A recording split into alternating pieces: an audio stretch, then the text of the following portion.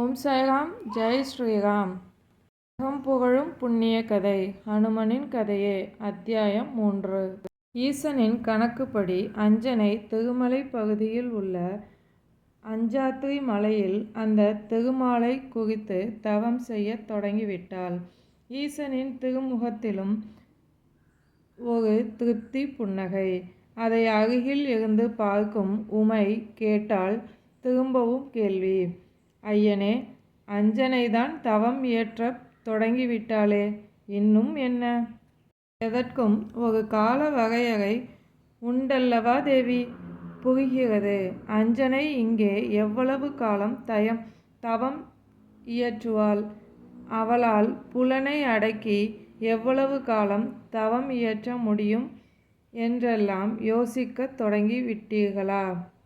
அது மட்டுமல்ல, தனது சதியே பிள்ளை பேற்றுக்காக தவம் இயற்றும்போது தானும் ஏதாவது செய்ய வேண்டும் என்று அவளது பதி நினைக்கத்தானே செய்வான். ஓ, நீங்கள் இப்போது அஞ்சனையின் புருஷன் கேசரி குறித்தும் சிந்திப்பது புரிகிறது. நான் எங்கே சிந்தித்தேன்? என்னை மட்டுமே சிந்தித்து அவனும் இப்பொழுது தவம் இயற்ற தொடங்கிவிட்டான் பார். ஈசன் கை காட்டிய திக்கில் கேசரியும் ஒரு சரியான இடமாக பார்த்து தேர்வு செய்து தவம் செய்ய தொடங்கிவிட்டான். அவனது இஷ்ட தெய்வம் எப்பொழுதுமே அந்த பரமன்தான். எனவே அவன் உள்ளம் இடையராது நமச்சிவாய மந்திரத்தை கூறிக்கொண்டு தவத்தில் ஆழ்ந்துவிட்டான். ஒரு பக்கம் அஞ்சனையிடம் ஓம் நமோ நாராயண என்னும் அஷ்டாட்சர தவம், கேசரியின் ஓம் நமச்சிவாய என்னும் பஞ்சாட்சர தவம். உமையும் அந்த காட்சியைக் கண்டு வியந்தாள். பிரபோ, ஒரே சமயத்தில் ஒரு பிள்ளைக்காக அஷ்டாட்சரமும் பஞ்சாட்சரமும் முயல்வதை இப்போதுதான் பார்க்கிறேன். இதை வைத்தே அதர்மத்தை அழிக்கும் சக்தியை உங்கள் கருணையாலும் தர்மத்தை காத்திடும் சக்தியை என் அண்ணன் கருணையாலும் அந்த தம்பதியர் பெறப்போவது உறுதியாகி விட்டது என்றாள் உமை. ஆம் தேவி, எனக்குள்ளே பாதியாக நீ நிரம்பியிருக்கிறாய். தாமோதரனோ இதய பகுதியையே மகாவுக்கு வழங்கி தனது சக்தி துடிப்பின் ஆதாரமே லக்ஷ்மிதான் என்று சொல்லாமல் சொல்லிவிட்டபடியால் எங்களுக்குள் நீங்களும் சேர்ந்து ஆதிசக்தி அம்சம் இல்லையே என்னும் குறையையும் நீக்கிவிட்டீர்கள் என்று பரமனும் பதிலுரைத்திட, இந்த பிள்ளையை பொறுத்தமட்டில் பிரம்மதேவனுக்கு பங்கு ஏதும் இல்லையோ என்ற ஒரு முக்கிய கேள்வியையும் உமை கேட்டுவிட்டாள். ஈசனிடம் திரும்பவும் ஒரு இளஞ்சிரிப்பு. இந்த புன்னகைக்கு பின்னால் ஒரு பெரும் கதையே இருப்பது போல எனக்கு தோன்றுகிறது என்று உமை அதற்கொரு விரிவுரை தந்திட, உண்மைதான் தேவி, பெரும் கதையே உள்ளது. சாதாரண கதை அல்ல அது. தொட்டு தொட்டு தொடரும் ஒரு சங்கிலி பின்னல் அது. நல்வினையோ தீவினையோ உருமாறுமே அன்றி அழியாது என்னும் வினை பதத்துக்கு சாட்சி இந்த கதை.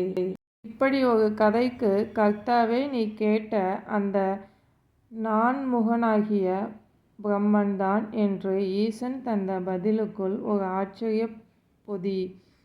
அந்த கதை என்று உமையவளும் வாய்விட, நீ அறிந்த கதைதான். அகலிகையிடம் தொடங்குகிறது இந்த கதை. அதுதான் இன்று அஞ்சனையிடம் முடிந்துள்ளது. ஓ, அகலிகையிடம் தொடங்குகிறதா? அப்படியானால் சரி, எனக்கு இப்போது விளங்கிவிட்டது என்றாள் உமா. உமையவளுக்கு விளக்கிய அந்த கதை என்னவென்று பார்த்துவிட்டு பின்பு நாம் அஞ்சனையின் தவத்துக்கு வருவோம்.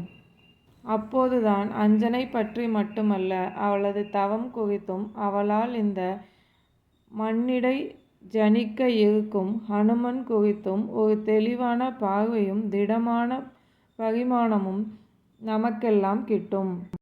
இந்த மண்ணில் உன்னதத்தின் உச்சியில் வைத்து பார்க்கப்படுகின்றவர்கள் யாரென்று கேட்டால் ஆளுக்கு ஆள் ஒரு பதிலை கூறுவார்கள். ஆனால் இதற்கு ஒரே ஒரு சரியான பதில்தான் உள்ளது. யட்ச பிரசனத்தில் யட்சன் பஞ்சபாண்டவர்களில் மூத்தவனான தர்மனிடம் இந்த கேள்வியை கேட்க தர்மன் மட்டும்தான் அதற்குரிய பதிலை தெளிவாக கூறினான். மற்றவர்கள் தாங்கள் எது உன்னதமானது என்று கருதினாரோ அதையெல்லாம் கூறினர். ஒருவர் சப்த ரிஷிகள் என்று கூறினார். இன்னொருவர் தாய் தந்தையர் என்றார். மூன்றாமவரோ வாய்மை உள்ளவர்களே உன்னதத்தின் உச்சியில் இருப்பவர்கள் ஆவர் என்றார். நான்காம் அவர் தர்மம் புரிபவர்கள் என்று சொன்னார். ஐந்தாம் அவர் தியாகம் புரிகின்றவர்கள் என்றார். இப்படி ஆளுக்கு ஆள் ஒரு விடை சொல்ல தர்மபுத்திரர் மட்டும்தான் இந்த மண்ணில் உன்னதத்தின் உச்சியில் வைத்து பார்க்க முடிந்தவர்கள் பதிவிரதைகள் மட்டுமே என்கிற சரியான பதிலை கூறினார். ஆம், பதிவிரதைகள் உன்னதத்தின் உச்சியில் இருப்பவர்கள் மட்டுமல்ல, அவர்கள் இறை சக்தியையும் மிஞ்சியவர்கள். அதனால்தான் சதி அனுசுயாவால் மும்மூர்த்திகளையே சிறு குழந்தைகளாக்கி பார்க்க முடிந்தது. தங்களை மிஞ்சிய சக்தி அம்சம் இந்த உலகில் இருக்க வழியில்லை என்று கருதிய முப்பெரும் தேவியர்களான துர்கா, சரஸ்வதி, லக்ஷ்மிக்கே பதிவிரதையான அனுசுயாவால்தான் கர்வ பங்கமும் ஏற்பட்டது. அவர்களே கைதொழுத உத்தமமான ஒரு சக்திதான் பதிவிரதா சக்தி. தமிழில் கற்பு என்கிறோம். இந்த கற்புக்கு இலக்கணம் வகுத்தவர்களில் அகலிகைக்கும் ஒரு பிரதான இடம் உண்டு. அகல்யாதான் தமிழில் அகலிகை ஆனது. நாமும் அப்படியே தொடருவோம். அகல்யா என்றால் சஞ்சலம், சலனம் எதுவும் இல்லாத கட்டாந்தரை போன்ற திடமனதை கொண்டவள் என்று பொருள். அந்த அகலிகைதான் உலகின் இரண்டாவது பேரழகி. முதல் பேரழகி யார் என்ற கேள்வி உடனே எழுகிறதல்லவா? வேறு யார்? அந்த திருமால் எடுத்த அவதாரமான மோகினிதான். மோகத் தீயையே அங்கங்கள் ஆக்கி கொண்டு அந்த திருமால் அசுரர்களை மயக்கியதால்தான் அமுதம் தேவர்களுக்கு மட்டுமே என்றானது. சரீர இச்சையால் அதே சரீரத்துக்கு ஒரு சாகா வரத்தை அசுரர்களால் பெற இயலாமல் போனது. திருமால் எடுத்த மோகினி அவதாரத்தின் அழகில் அதிகம் மயங்கியது அசுரர்கள் கூட இல்லை, திருமாலின் நாபிக் கமலத்தில் தோன்றிய பிரம்மன்தான். இந்த வகையில் பிரம்மனுக்கு தாயும் தந்தையும் விஷ்ணுதான். அதையொட்டி பார்க்கும்போது மோகினி அவதாரம் என்பது பிரம்மன் வகையில் ஒரு தாயை போன்றது. எனவே மோகினி அவதார அழகின் மயக்கம் பிரம்மனை ஆட்கொள்ளும் போது கூடவே நாம் ஒரு தாயை ரசிக்கிறோம் என்கிற உறுத்தலான உணர்வும் ஏற்பட்டதால் மோகினியை திட சித்தியுடன் தாயாகவே பார்க்க தலைப்பட்டான் பிரம்மன். பார்த்தால் ஆயிற்றா, மற்றவர்களும் பார்க்க வேண்டுமே. தன் தாயை அசுரர்கள் காமப்பார்வை பார்த்ததை மனம் எப்படி பொறுக்கும்? ஆயினும் ஜனார்த்தனின் அந்த வேடத்தால்தான் அசுர சக்தி சிரஞ்சீவித்தன்மை பெறாமல் போனது. உலகில் தேவம் தப்பித்தது, தர்மம் தப்பித்தது, நியாயம் பிழைத்தது, நல்லன எல்லாம் ஜீவமூச்சு விடவும் முடிந்தது. காத்து ரசிக்க வேண்டிய திருமாலும் காத்து ரட்சித்து விட்டான். ஆனால் அந்த இரட்சணைதான் சற்று காமுகப்பட்டது. எனவே அதிலிருந்து மேலான ஒரு அழகு என்பது மயக்கம் மட்டுமே பயன்படும். அது ஏமாற்றும், உள்ளத்தில் கலங்க வைக்கும் என்றும் ஆகிவிட்டது. பிரம்மனால் இதை தாள முடியவில்லை. படைப்பு கடவுள் அல்லவா? மோகினியை விட ஒரு பேரழகியை படைத்து அதே சமயம் அவள் ஒன்றும் ஆள் மயக்கியோ ஊன் உருக்கியோ அல்ல என்றும் நிரூபித்து மேலான அழகு என்பது பவித்ர தாத்தனமே என்பதை இந்த உலகுக்கு உணர்த்த வேண்டும் என்றும் முடிவு செய்துவிட்டான். அப்படி அவன் திட்டமிட்டு படைத்த ஒரு அற்புத அழகிதான் அகலிகை.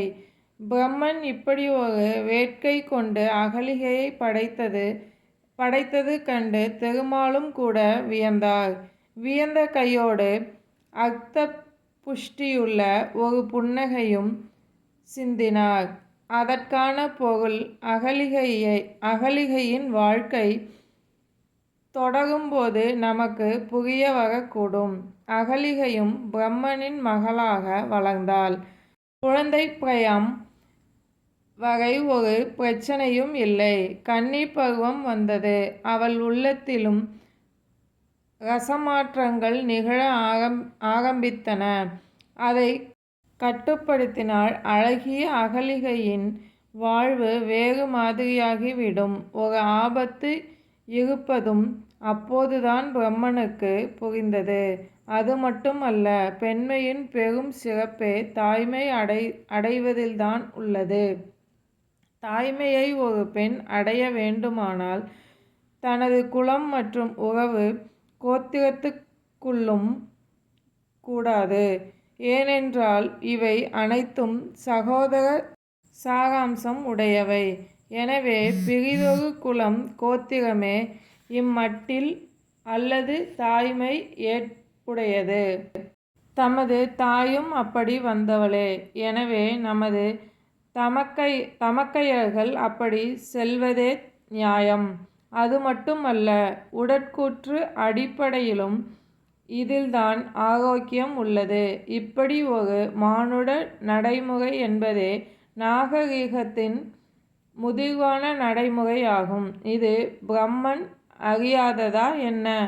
எனவே அகலிகையை நெறிய முறையில் மணம் முடித்து அவளை ஒரு கற்புக்கரசியாக உலகம் உணர வேண்டும் என விரும்பினான். அதற்கேற்ற காலனை கண்டறிய ஒரு சுயம்வரத்துக்கும் ஏற்பாடு செய்தான். சுயம்வரத்தில் அகலிகை கையில் மாலையோடு பேரழகு பெட்டகமாக நின்றிட அவளை மணந்திட ஒரு பெரும் போட்டியே நிகழ்ந்தது. விட்டால் அகலிகையை தூக்கிச் செல்லவும் பல அரசர்களும் தேவ புருஷர்களும் தயாராக இருந்தனர்.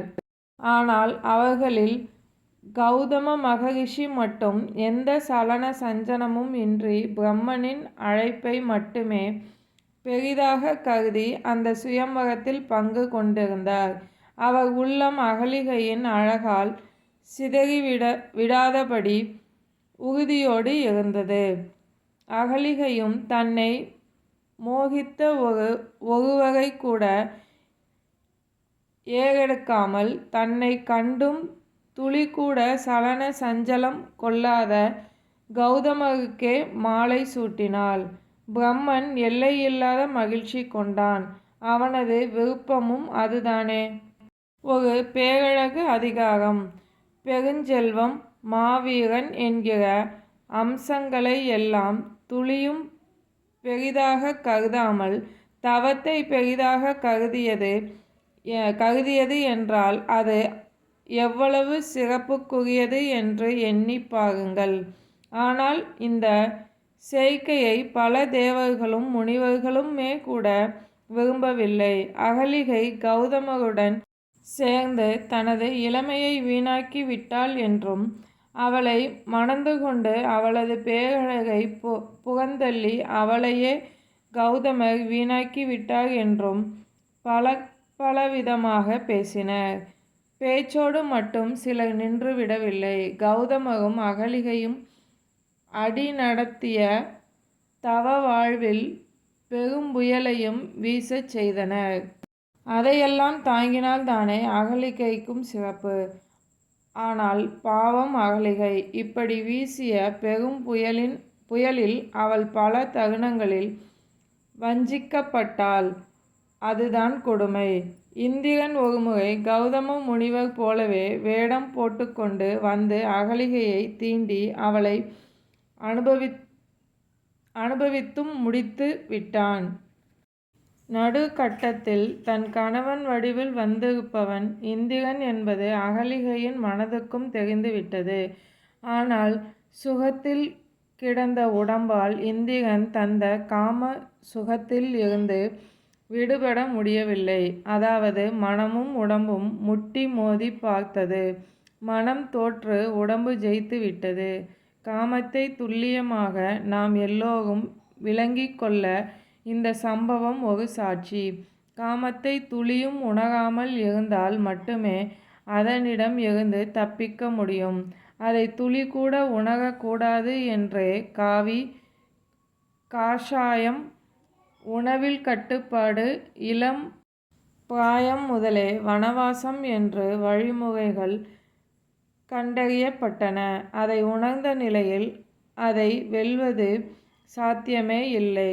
எங்காவது யாராவது காமத்தை நன்கு உணர்ந்த நிலையில் நாங்கள் ஒரு தவறும் புரியவில்லை என்று கூறினால் அதற்கு பின்னே அவர்களுக்கு தவறு புரிய வாய்ப்பே அமையவில்லை என்கிற ஒரு உண்மைதான் இருக்குமே அன்றி உண்மையில் அவர்கள் புலனை அடக்கி காமத்தை வெற்றி கொண்டுவிட்டார்கள் என்று ஆகாது. வசிஷ்டரை பார்த்து தன்னாலும் ராஜரிஷி என்கிற பட்டம் பெற முடியும் என்று நிரூபிக்க முடிந்த விஸ்வாமித்திரரால் கூட காமத்தை வெல்ல முடியவில்லை. காரணம், அவர் கௌசிகம் என்கிற மன்னனாக இருந்த சமயம் அரச போகங்களில் ஒரு போகமாக காமத்தையும் சுவைத்திருந்ததுதான். புலனை அடக்கி வசிஷ்டரையே வெற்றி கொள்ள முடிந்தது. ஆனால் மேனகையை விஸ்வாமித்திரரால் வெற்றி கொள்ள முடியவில்லை. அது சகுந்தலை என்னும் ஒரு மகளுக்கு அப்பாவாக விஸ்வாமித்திரையை ஆக்கிவிட்டது. அவளது மகன்தான் பரதன். இவனது ஆட்சியால் பெரும் கீர்த்தி பெற்றதால்தான் இவன் ஆட்சி செய்த பூமி பாரத பூமி என்றும் ஆனது. இவ்வகையில் தமது தேசத்தின் திருநாமமே கூட அழகாகிய மேனகையும் தவமாகிய விஸ்வாமித்திரரும் சேர்ந்து பெற சகுந்தலையின் மகனாகிய பரதனால் வந்ததுதான். எனவே காமநெருப்பு என்பது சுடாமல் விடாது. விட்டுவிட்டாலோ அது காமநெருப்பு கிடையாது. இதை எண்ணியே பிரம்மன் அகலிகையை படைத்தபோது அந்த அனந்த நாராயணனும் சிரித்தார். அந்த சிரிப்புக்கும் அர்த்தம் அகலிகை இந்திரனிடம் தன்னை இழந்தபோது எல்லோருக்கும் விளங்கிவிட்டது. அதுவும் வந்திருப்பவன் இந்திரன் என்று தெரிந்தே இழந்ததுதான் கொடுமை. இதன் விளைவுகள் வருங்கால சந்ததிகளுக்கு பாடமாக திகழாவிட்டால் எப்படி? கௌதமர் அகலிகையின் செயலால் கோபத்தின் உச்சிக்கே சென்றார். அவளையும் கல்லாகும்படி சபித்தார். உணர்ச்சியற்றவர்களைத்தான் நாம் கல் என்போம். உணர்ச்சி தீயில் எரிந்தவளுக்கு உணர்ச்சியே இல்லாத ஒரு நிலைப்பாடு. காமத்தை பற்ற வைத்து அகலிகையை கல்லாகவே மாற்றிவிட்ட இந்திரனுக்கு அவனது சரீரம் முழுவதுமே காமக்குறி தெரியும்படி சாபமளித்து விட்டார். நீ காமத்துக்காக வெளியே அலைய தேவையில்லை. உன்னையே காம சாசகம் என்று ஆக்கிவிட்டேன். பார்த்து பார்த்து இன்புறு. உன்னை பார்ப்பவர்களுக்கும் இந்த மலிவான இன்ப உணர்வு தோன்றட்டும் என்று சபித்து விட்டார். அதன்பின் இந்திரன் பாடாய்ப்பட்டு அதிலிருந்து விடுபட்டது ஒருபுறம் என்றால், ராமனின் காலடிப்பட்டு கல்லான அகலிகைக்கு பழைய வடிவம் திரும்ப கிடைத்தது. ராமன் கற்புக்கு அரசன். அவனது காலடிக்கே காமத்தை கடைத்தேற்றும் சக்தி உண்டு என்பதை இதனால் உலகமும் உணர்ந்து கொள்ளுமல்லவா? சரி, அகலிகை விஷயத்திற்கு திரும்ப வருவோம். கௌதம முனிவரின் பத்தினியான அகலிகை தவசியின் மனைவியாக இருந்தும் பிரம்மனின் மேலான எண்ணத்தில் பதிவிரதையான திகழவென்ற உருவாக்கப்பட்டிருந்ததும் புறத்தில் இருந்து வந்த காமம் அவளை வருத்திவிட்டது. இதனால் அழகாய் இருப்பதே ஆபத்து, தனது இழிவுக்கு காரணமே அழகுதான் என்றும் தோன்றிவிட்டது. இதனாலேயே தான் அழகால் இழந்ததை, அழகில்லாத ஒரு பெண்ணை தான் பெற்றெடுத்து மூலமாக உன்னதத்தை, அதாவது பதிவிரதா சக்தியை கைப்பற்ற வேண்டும் என்கிற ஒரு எண்ணமும் அகலிகைக்கு ஏற்பட்டு விட்டது. அப்படி அவள் எண்ணி திட்டமிட்டு பெற்றெடுத்த அழகற்ற ஒரு வடிவம்தான் அஞ்சனை, அதாவது இனி பிறக்கவிருக்கும் ஹனுமனின் தாய். இது என்ன விந்தை! அஞ்சனை வானர மன்னன் குஞ்சரனின் மகளில்லையா? அப்படித்தானே இதுகாகும் பார்த்து வந்தோம் என்கிறவர்களுக்கு ஒரு வார்த்தை. ஆம், அஞ்சனை குஞ்சரனுக்கு மகள்தான். ஆனால் அவன் பெற்ற மகளல்ல, அவனிடம் வந்து சேர்ந்த மகள். எப்படி, ஏன், எங்கே என்று அடுக்கடுக்காய் எழும் கேள்விகளுக்கெல்லாம் விடையை போக போக பார்க்கத்தானே போகிறோம். ஓம் சாய்ராம். ஜெய் ஸ்ரீராம்.